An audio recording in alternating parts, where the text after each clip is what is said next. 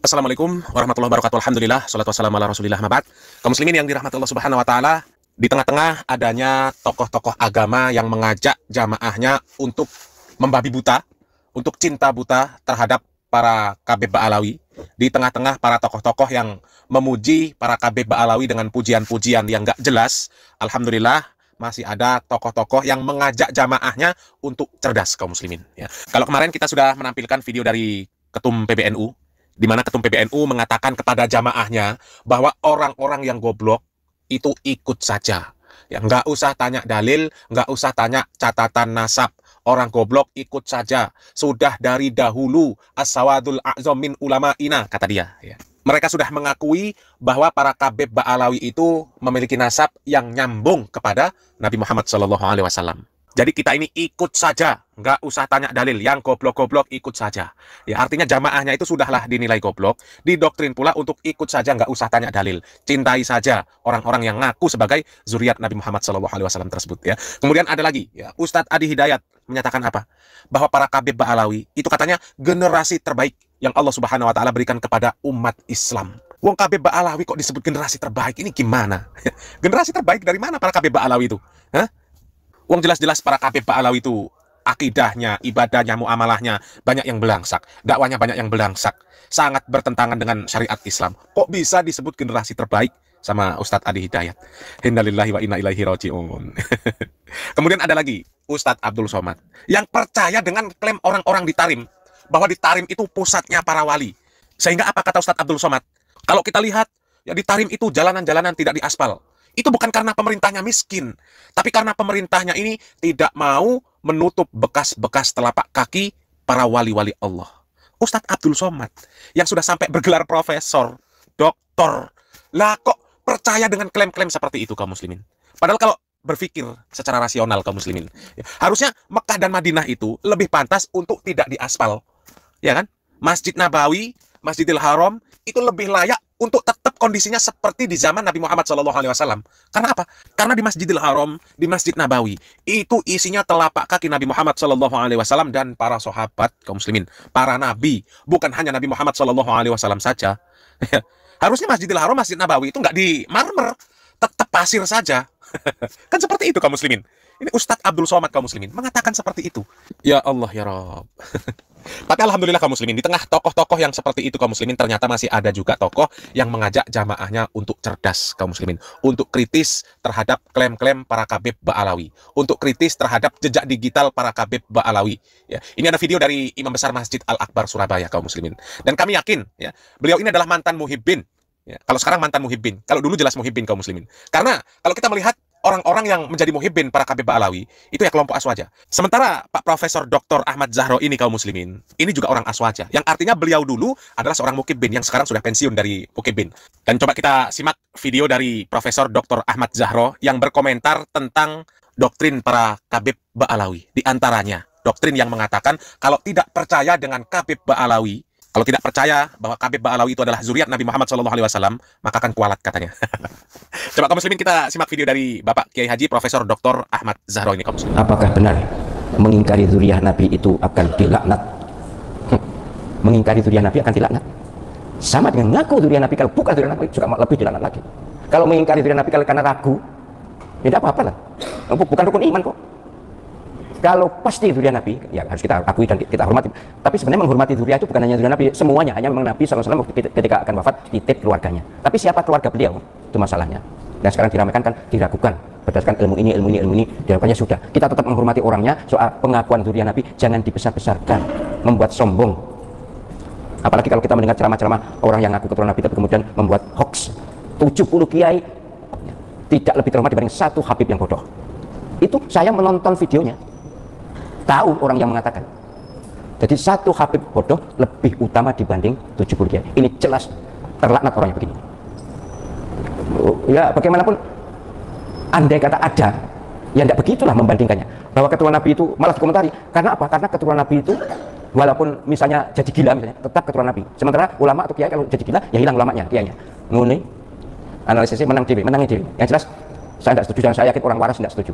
Kiai yang beneran ya, kiai yang kiai betul yaitu kiai yang alim dan soleh, itu kiai. Keturunan siapapun. Jadi Tidak benar ini. Kalau ada orang mengingkari kezurian Nabi dilaknat itu tidak. Apalagi kalau saya tahu ternyata berdasarkan beberapa disiplin ilmu memang batal, ya sudah. Tapi jangan menghina, jangan mengejek, jangan melecehkan, jangan meremehkan. Kita hormati sebagaimana sebelumnya kita hormat. Teman-teman saya para habaib tetap saya hormati. Saya tidak mempermasalahkan dia nasab siapa, tidak pernah menanyakan begitu. Jadi sesungguhnya lah soal nasab ini harusnya saling menyadari bahwa dalam hal nasab ada dipermasalahkan, ya sudahlah, berarti ada masalah, ya sudah. Jangan lalu keluar-keluar dengan segala macam sumpah serapah. Apalagi kemudian muncul ajaran-ajaran khurafat itu dari mereka yang mengaku keturunan Nabi, bahwa ada leluhur mereka yang sanggup mi'raj satu malam 70 kali. Bayangkan, menemui Gusti Allah. Saya tidak usah sebutkan, tapi ini jelas mereka ini. Saya juga nonton videonya loh.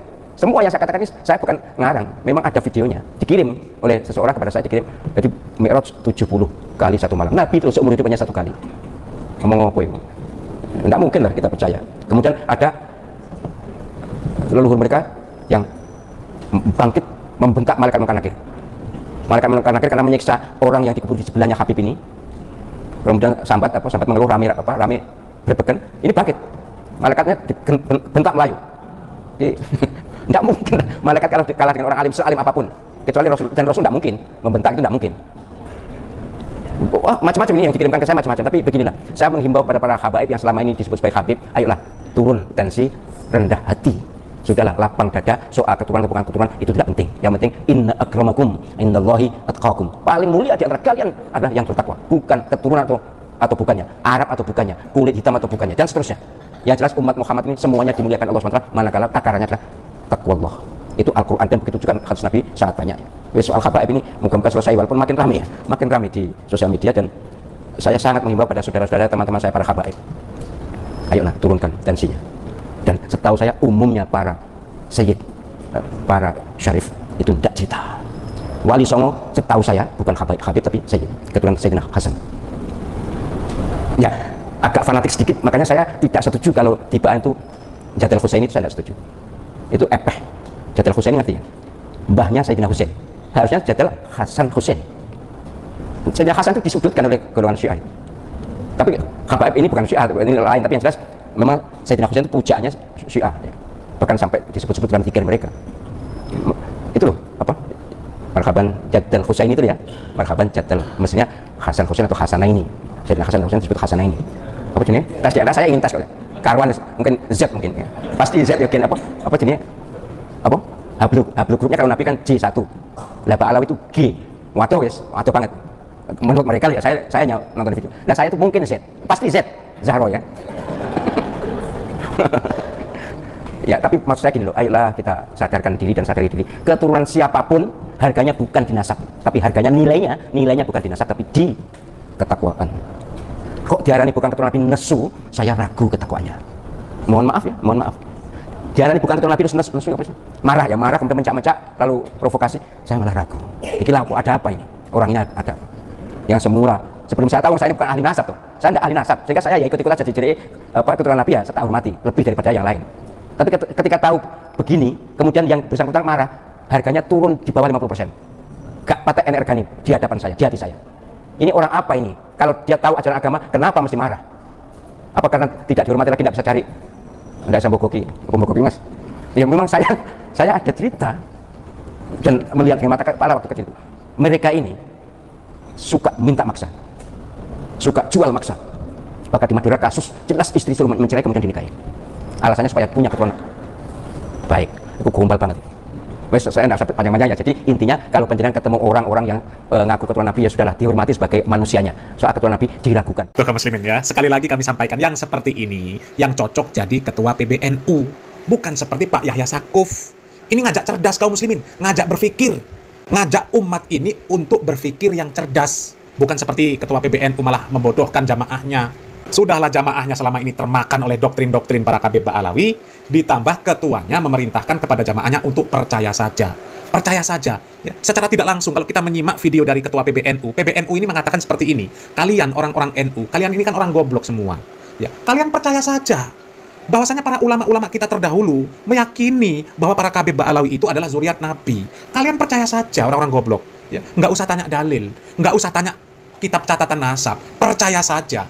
Ya, sudahlah doktrin para KB Alawi doktrinnya parah, diperparah lagi dengan doktrin dari ketua PBNU. Ini hancur jamaahnya kaum muslimin. Mudah-mudahan para jamaah dari Nahdlatul Ulama bisa mikir lagi kaum muslimin ya. Jangan mau dibodoh-bodohi terus. Salam waras, salam akal sehat, barakallahu fikum. Wassalamualaikum warahmatullahi wabarakatuh.